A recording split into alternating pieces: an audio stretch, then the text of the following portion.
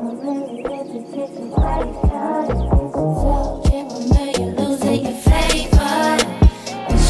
honey, I ain't got the patience. Stuck up in a sticky situation.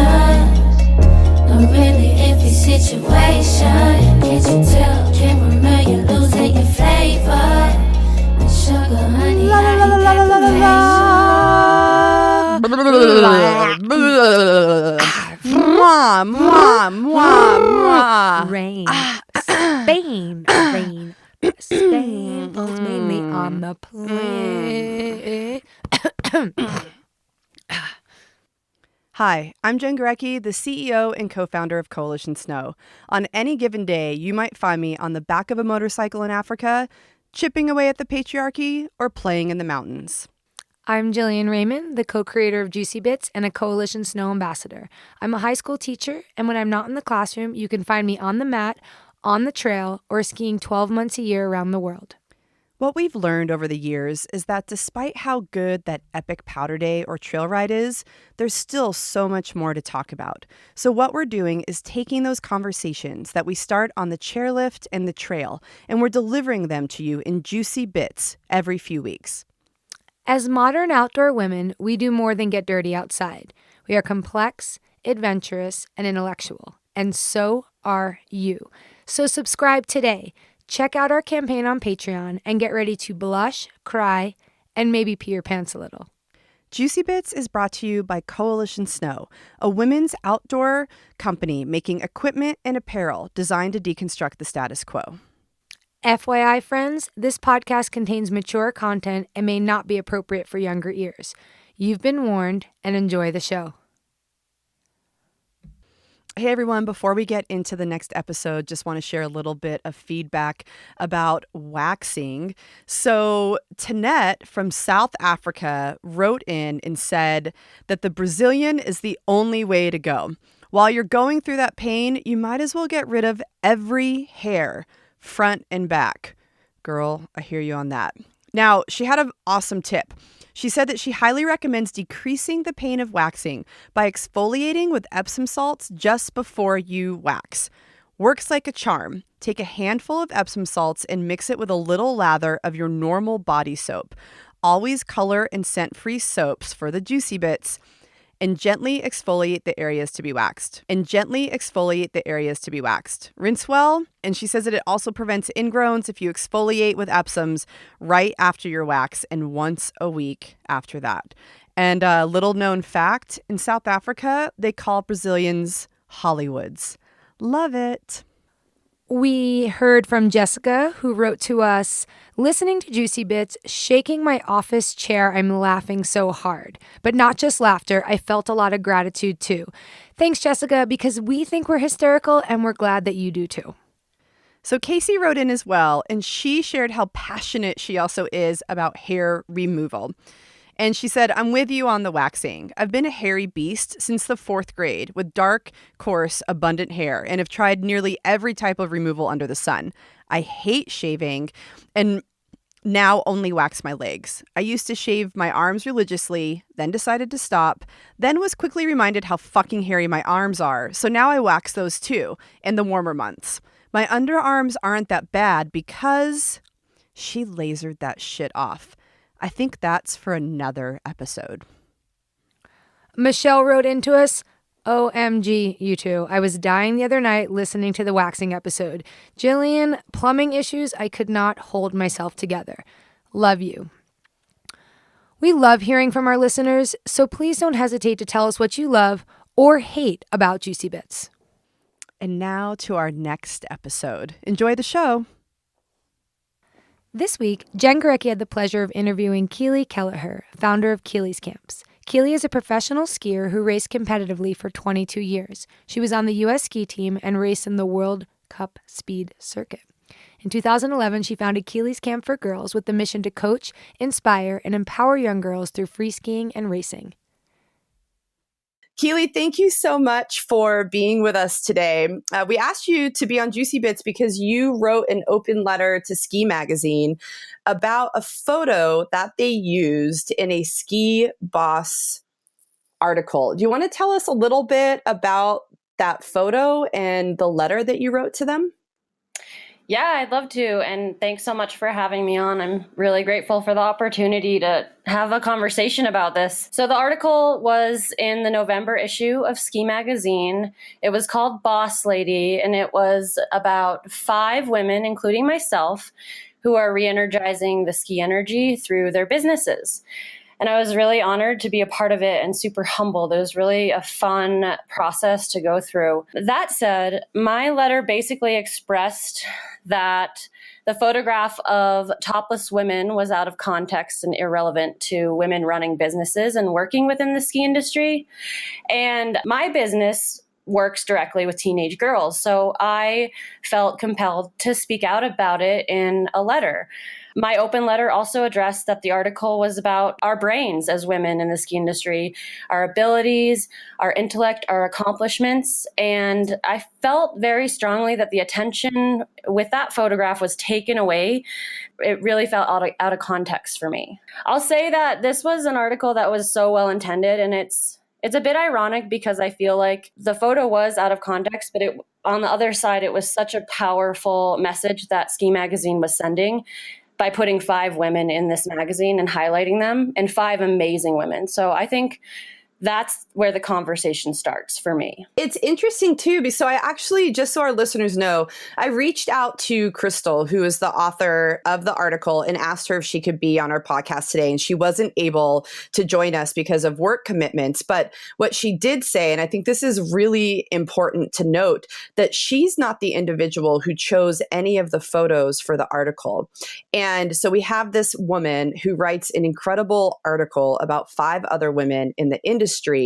And then the photo that's chosen, really top fold to represent women's accomplishments, particularly in business in the industry, is a photo of women standing on top of a mountain without their shirts on. And that was chosen by the editors. And I think that that's a really important detail to include in this conversation, because it would be so easy for people to demonize Crystal, right? And say, like, what doesn't she get about this? Why is she doing this? But this really comes back to the editors. Ski Magazine called me the day after I released the letter, and they apologized, which was really great. But they had 4 women deciding on this photo. It was 4 women. And that is the most ironic part to me. And Crystal did not have to submit that photo. She submitted the photo, and that she's a part of it too. And I think we all need to have responsibility with this. So, Keely, what are the top 3 things, or like what are the 3 reasons that you really felt compelled to write that letter to the editors? I would like to say, too, that this letter was not to demonize anyone. And I think that it's really important to have these conversations and to not just sweep our feelings under a rug when we want to speak out about something, because we'll get to this later. It's important for women to speak out and talk about this stuff. So the first thing is, I just thought the photograph of the 3 women with their tops off in relation to women running businesses in the ski industry was out of context. And that's my main issue with it. It really felt out of context, and especially because my business works with teenage girls, Keely's Ski Camp for Girls. And I've worked 8 years building a brand and a company around a mission statement to empower, inspire, educate, and connect girls in skiing. My second thing is, I felt strongly that it was an important conversation starter. Like, my goal was to start a dialogue with this, and my letter, it was not to demonize anyone. Like I said, it was just my feelings when I first saw it. And I felt like a lot of people read into that photo choice and wanted to talk about it as well.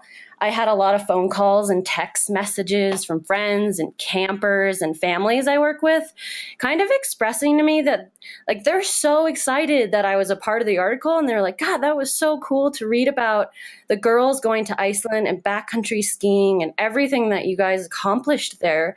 But what's up with that photo in the beginning? We don't know if that really is appropriate. And so that just kind of got me thinking. I was like, is it appropriate? Like, what is the message that this is sending in relation to my brand and the other 4 women that are highlighted in the story? So I just start to thinking, like, is this important to me? Is this important to my brand? And then I actually had some people ask me, are you in that photo? And that's where I was like, well, no, I'm not. Jen, I think like the biggest thing that hit home for me that actually made me want to write this letter was I sat down with one of my campers because she wanted to talk to me about the article because it really affected her. And she told me a couple of teasing boys in her high school class asked her if she took her top off in Iceland too. Yeah.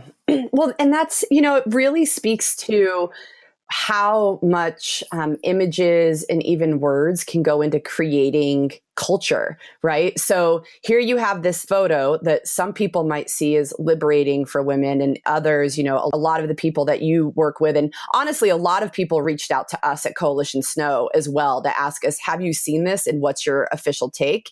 And it really speaks to a culture that women have to endure day in and day out. And I don't know about you, but when I sit down to work, I normally do it with my clothing on. So right now, for the record, I'm fully clothed.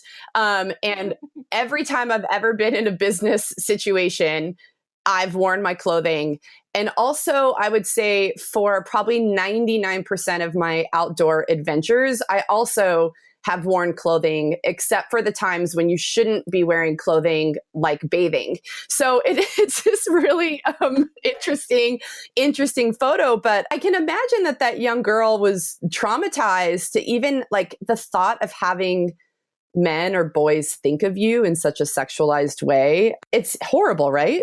Trust me, too. It's taken me it took me a month to write this letter because I was at first really kind of just disappointed and I didn't know what I was feeling. And then all of a sudden I was like, well, like, what am I feeling? I need to dig deeper. So I had so many conversations with, my staff, the girls in Iceland. I had, my family talk about it. And it really made me come from like a more of a like compassionate and eloquent stance of like, this is something we need to talk about. This is not something that we can just say, hey, let's just sweep it away and not talk about it. And it's obviously a conversation starter. I had so many people respond to that letter, both with positive and negative feedback, So I think that's super important for my mission and my camp and my brand to speak up and use my voice. Yeah, for sure. And it's interesting because there are some pretty polarizing views on these sorts of images. I've seen images like this on Instagram that women have taken of themselves and posted. Here's an example of an image where, the editors chose to use it. There's been men who've specifically chosen to use photos of women in this way. And people perceive it in really different ways. And I think part of that goes back to like women's sexuality is pretty complex. It's a fine line between objectification and empowerment, because so much of it is around who made the decision around using the photo and what's the context to your point. So I'm curious if you received positive and negative feedback on the letter that you wrote. Do you think that we need to try to resolve these polarizing views, or is there a different way to approach this, since obviously a conversation and multiple conversations is needed about the topic? Yeah, I mean, honestly, I feel like I can't just chalk it up to like a differences of opinion or like just polarizing views. I think it's more just like a conversation, and that I don't know how to resolve something like this. The only way I can think of it is that it needs to be talked about, and that this photo may be like a specific movement for a specific purpose, but it's not this one. It's not the right context. And I think that the article, it was about our brains and not our bodies. And the photo of the three topless women made it about our bodies. And that just didn't sit well with me. And it's not that I don't think that, this is a different space. This is a different movement. And I don't think that women wanting to be liberated and feel that freedom is wrong. I think that's beautiful in the right context. Like Sports Illustrated, the body edition. I love that because it's about your body. It's about what you can do with your body and the muscles that are being shown. And I think that's quite beautiful. But it's not the right context and it's not the right space for this particular movement. And there's so many different movements that are going on with women right now. And I think that's my point. Like, it's out of context, and it felt, to be completely honest, I felt a bit ambushed by that photo because no one reached out to me and was like, hey, Keely, we're thinking about using this photo. Like, what do you think? And, they obviously would have known my opinion right away. Well, and that's interesting too, because here you have this article about women in business and women who are really taking control of a narrative and of a movement of women. And then they're not even granted any sort of leadership or power in an article that's all about power and leadership. It's pretty ironic. I'm curious, do you mind sharing some of the negative feedback that you got about your letter? Because I feel like we're doing a good job talking about why the photo would be inappropriate for this particular type of article. But some of the people who responded to you, what was their take on it? Did they have a different view? Yeah, I'm super psyched you brought that up because I did want to talk about like both sides of this story because I think that's the right way to go about it.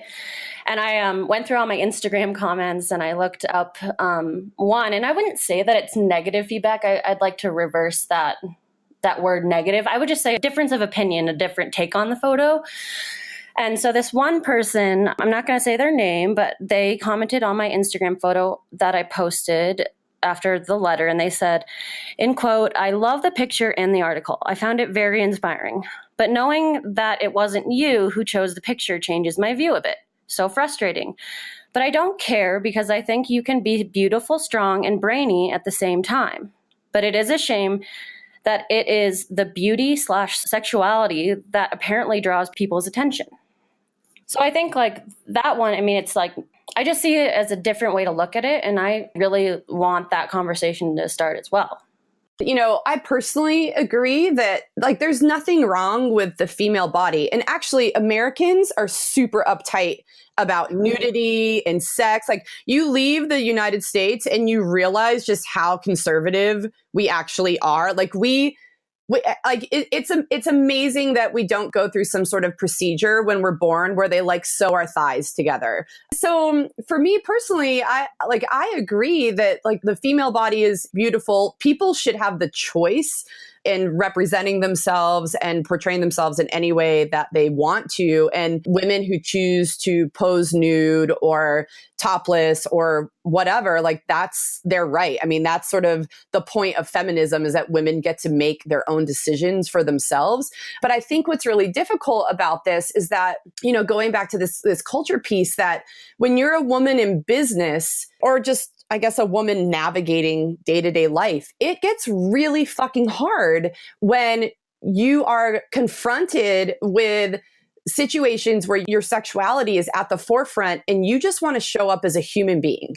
You're just there to either make a deal or have a conversation or get a cup of coffee or, all the million things that we do day in and day out. And to have to navigate the objectification of our bodies. And sometimes it's very difficult because you're entering into a conversation or a situation that is going to be sexually charged and you're not interested in that at all. Yeah, I think that is such a good point, Jen. And I think what you said about navigating this kind of terrain, it's really hard. It's not something that has like a set precedent. Like, this is how we start a women's movement, or these are the rules. I think that it's really important to keep things in context and make sure that like you're representing women how they want to be represented and you're giving them a choice. And could I share another quote from my Instagram that I thought was really powerful? So it's on the other side of it. And I thought this was so cool because it's a quote from Emma Watson that someone posted on my Instagram account. And then also she said something below it. So here it is. Feminism is about giving women choice. Feminism is not a stick with which to beat other women. And then she said below that, "Thank you for bringing your powerful perspective to the ski industry. And thank you for not attacking the 3 women in the photo shoot who chose to pose for another type of picture. I agree with you that the ski industry has years to go on the journey to highlight women in a professional light." there's not a lot of things that I would say you shouldn't do this or that, because I just think that it's so subjective, right? So I love that quote that, to not demonize the women in the photo, because that's so important. And I think so much of this comes back to, was that the right photo for this particular article, and why did it get chosen? Like, why was that the photo to represent 5 women who are arguably moving the needle in the ski industry through their businesses? Like, it just doesn't make a lot of sense. And it's interesting too, because, a lot of this, even our conversation is somewhat subjective, because we don't actually know the individual who made that decision. We don't know if that person is a man or a woman. We don't know what their rationale was. And honestly, I'll just put it out. If anyone from Ski Mag wants to come back to us and shed light on this, we'd be happy to hear your feedback and share it with our listeners. But we don't really know why that photo was posted. But it's troublesome, because that's not necessarily the narrative that we want to represent women. Aren't we working so hard to move away from that, right? Like, that's not... For me personally, I want to be known for my intellect and my business acumen, not for the way that I look. And when major publications use photos like that, it kind of moves us further away from our ability to be perceived as human beings. And I think that is such a good point. I think that it's fleeting. Like, our intellect sticks with us till we're 90 years old. Like, we get crow's feet. We're not that perky little skier bunny, like that has a time limit on it. And that's why I think it's so important to tell young girls that, like, you need to be able to use your voice and to speak up when you feel something doesn't feel right. Just like when we're in avalanche terrain, like, navigate the world like you're navigating a mountain. If you don't feel right about something, if you hear a weird sound, turn around and tell your partners that it's not okay and it's time to turn around.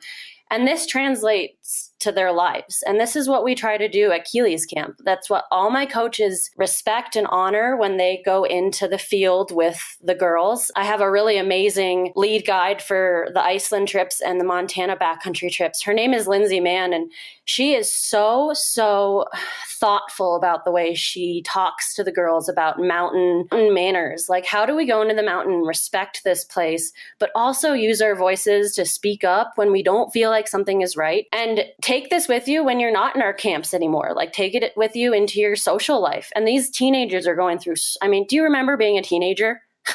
Oh my God. So that was a long time ago, but yes, I do remember being a teenager. And the funny thing, one of the things that I remember the most is how insecure I was about the way that I looked, which is now that's not even on my list of shit that keeps me up at night, is not how I look, because my 20-year-old body is long gone. So I don't even think about that anymore. But yeah, I remember being a teenager, and it was kind of the worst, like the worst. And I think that's why, like, I like to go back to this context. Like, there's a space for everything. And this was not the space for a photograph of topless women. And I want the girls to know that I represent them. I represent them, and so does our staff, when, like, we say something wrong as well that we don't think complies with our brand. And not that it's wrong, but it's just not the right space.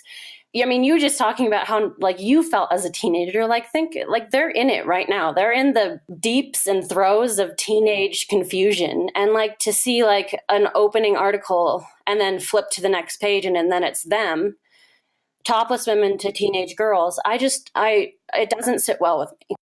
No, well, the other interesting thing too is that this article and the use of that photo came out sort of in the wake of the Me Too movement.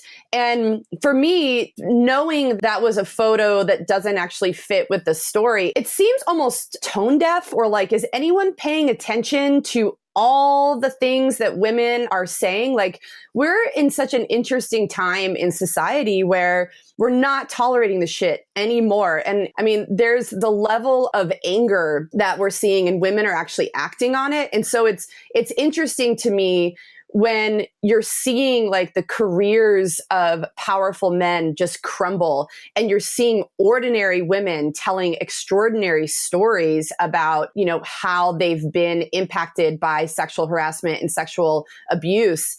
And then sometimes I wonder, like, is the ski industry paying attention to anything else that's going on in the world? Because as women, you know, just because we're on the mountain or we're into skiing doesn't mean that we get to put those things aside and pretend like reality doesn't exist for us. So there's the context piece of like, well, the photo doesn't work with the article.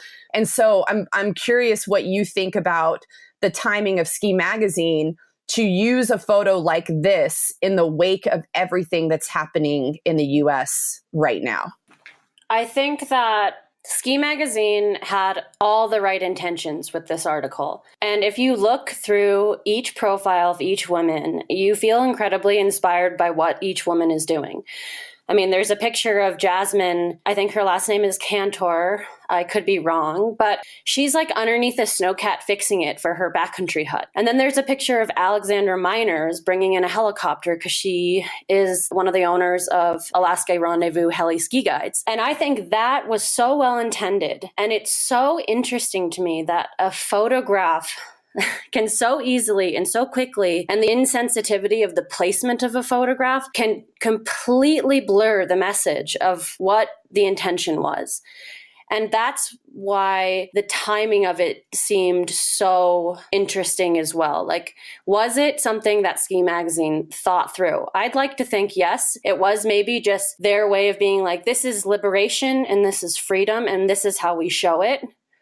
However, I think that there's also like that side of it that's like, did you really think this through? Was this something that was thought through enough to the point where you called each one of the women that were profiled in this story and asked them, what do you think of this? Does this comply with you as a woman and what you're trying to do in your business?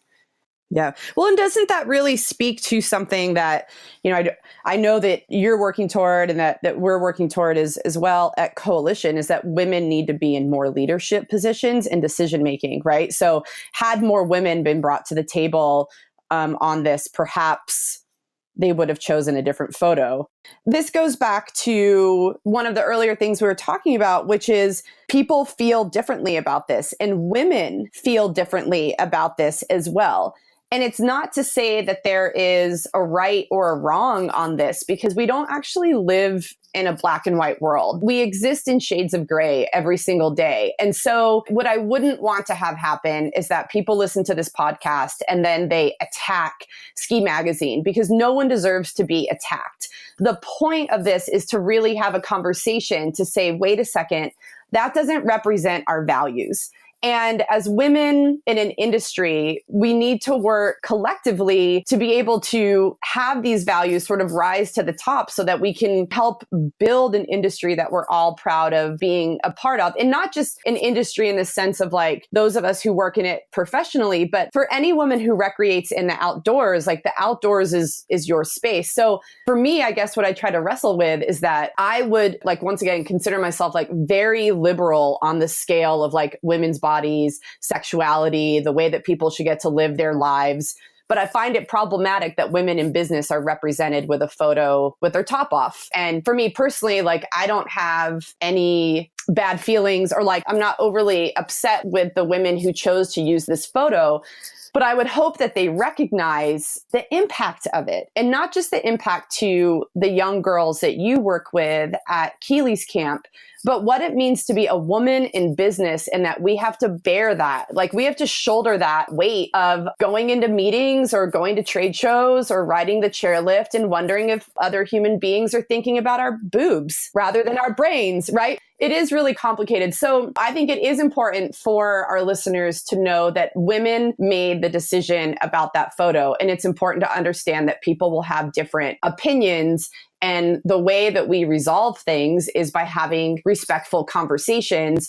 And so if people feel like that's a poor representation of women, they should write respectful letters to the magazine and ask them to change the photo. Or, Keeley, you and I are totally full of shit.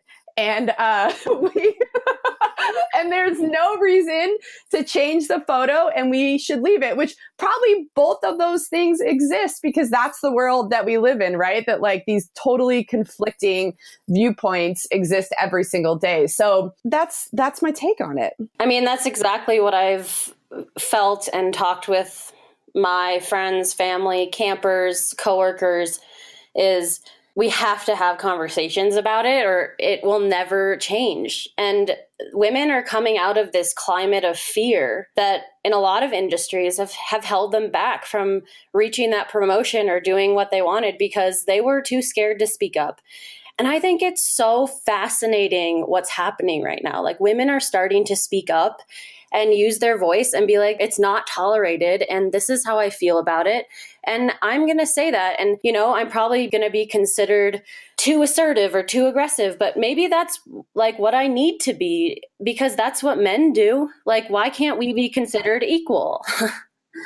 Sorry, not sorry for speaking my truth, living my life, and knowing my value and standing up for myself. Sorry, not sorry. And it's true, like men have been doing this forever and they'll continue to do it. And it's like, these are gendered traits, right? Where like men are supposed to act that way and women are supposed to be accommodating. And one of the coolest things I think that can come out of these conversations or even around these movements is that we start to erase these gendered norms that women can act however they want and men can act however they want within the context of appropriateness and respect. You know, I'm not saying men can, you know, continue to grab us by the you know what, but I'm just saying that like we're not prescribing gender roles in the way that we communicate or interact. And that would be a pretty phenomenal cultural shift. Because you're right, like women for so long have been speaking up about these very issues. And it's only until recently has society at large accepted it and not tried to squash it and, you know, basically brush it under the rug or attribute it to just like loudmouth, bitchy broads. Like we're actually being taken seriously right now. And that's fascinating because I remember times in my life where I was not listened to when I spoke about these things. Yeah, or you're seen as an angry feminist. And that really doesn't sit well with me either, because I don't think that feminism is something that is supposed to be negatively connotated. It's about us using our voices and being wanted and respected as equals in the eyes of everyone just in humanity in general. And I think that like, for example, I had a few emails from people that were like, you just sound like an angry feminist. And I was so annoyed with that. I was like, really? I took a month to eloquently state my claim in this and kind of represent how I believe women should be represented in the business world. And, you know, to get just like an email like that's like, you're an angry feminist. One, it doesn't start a conversation. It just makes you kind of like more like you do feel that anger emotion. And two, it feels like you're not being heard at all. Like that, everything you put into something, like I've thought so much about that letter is, you know, reduced to you're an angry feminist or you took your top off in Iceland. And I think anyone that thought that my letter was an angry attack on Ski Magazine, because I've heard that as well, or like we said earlier, demonizing the writer and the photographer, that is not the point at all. And if that is how they feel, they need to maybe reflect within themselves and read the letter again and think about more the implications of how I feel as a businesswoman, more so than angry feminist. Yeah, I agree. And the thing is that when someone calls you an angry feminist, that's an easy way out of having a real conversation. It's like, could you lowball this even more? It's overused. It's somewhat boring. It's not thoughtful at all. If your response to, you know, either the letter that you wrote or women using their voices in general is that you're an angry feminist, it's almost like, to your point, what's going on with you and what are the real issues? Because I would say that if somebody feels that way about me or you or anyone else, it's probably not about us. It's about them. right? And that's where I think we just need to let those comments pass. Like, there's no point in engaging in an argument with people who are going that that's their response to you. But it's a shame that they haven't been able to consider their opinion in a different way and really sort of move beyond what I would call like a completely outdated insult to women. As well, just to add to that, this movement with women right now, there's so many movements going on in so many different industries and cultures within our country. And how exciting is it to hear all the conversations that are coming out of it? It's really wonderful to have and hear women speaking out and talking about their experiences and what's happened to them and making it relatable. Like, yeah, I felt like that too once, and now I can talk about it. It doesn't have to be repressed anymore. It feels good. Yeah, absolutely. It's like almost what needs to happen for us to have this like massive shift in the outdoor community and society at large for like the value of women to not be wrapped up in our bodies or the way that we look is to continue to have these really important conversations and have them publicly and with lots of different voices and really take that to the next level.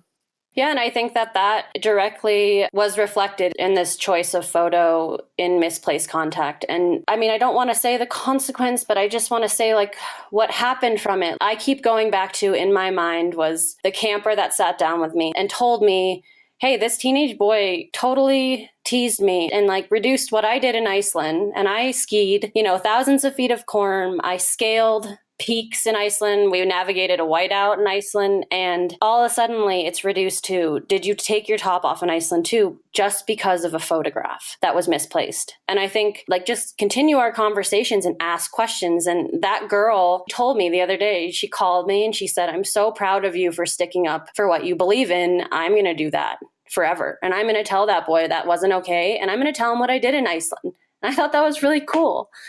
Isn't that one of the upsides of this entire thing is that a situation emerged where you were able to have an impact on her life and she was able to learn how to navigate a situation that she will be addressing for the rest of her life.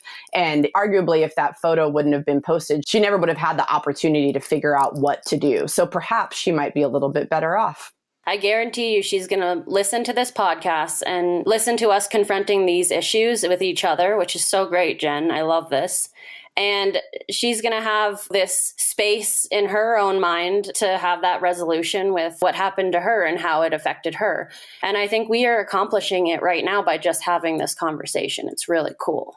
Yeah, for sure. Keely, I want to thank you so much for being on Juicy Bits today. And I want to keep this conversation going and open it up to all of our listeners. So if you have thoughts on this particular issue, please send us a note. You can reach us at juicybits@coalitionsnow.com. You can find us on the Coalition Snow website, but we want to hear from you and let's keep talking about this because I don't think that this issue is going to go away anytime soon. Keely, thank you so much. Are there any parting thoughts that you'd like to leave us with?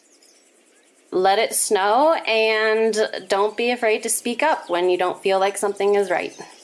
Awesome. Thanks. Thank you.